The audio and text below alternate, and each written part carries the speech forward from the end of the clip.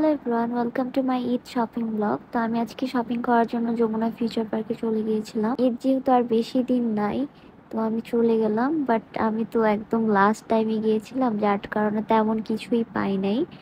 তারপরও কিছু তো কেনাকাটা করতেই হয়। আর এই হচ্ছে তানিসা, আমার ফ্রেন্ডের ছোট বোন। এর আগের ভিডিওতেই আমি বলেছিলাম।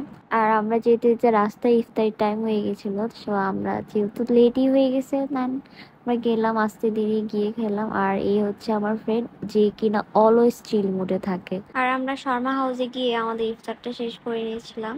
ফার্স্টে আমরা শর্মা খেয়েছিলাম, দেন পাশে একটা রেস্টুরেন্ট হয়েছিল নতুন, ওদেরই শর্মা হাউসের, ক্যাবাশিস। তো ওখান থেকে আমরা হচ্ছে বিরিয়ানি খেয়েছিলাম। ও খালি একটা পোজ পাইছে, একটা পোজ, একটা পোজ। আমরা শর্মা খেয়ে কিছুক্ষণ ওয়েট করেছিলাম, তারপর আমরা এই বিরিয়ানিটা ট্রাই করেছিলাম। আর এই হচ্ছে আমার ফ্রেন্ডের ফোনের বেবি।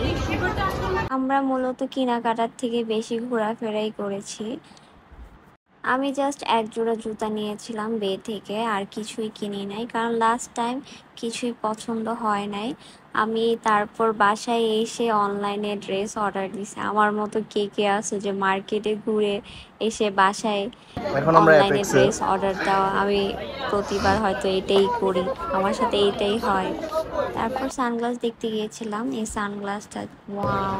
আমরা সবাই মিলে যদিও একসাথেই সানগ্লাস দেখতে গিয়েছিলাম, সবারই আমাদের সানগ্লাস পছন্দ। এটা বানাইছেন এতক্ষণ একটা জাতের তো।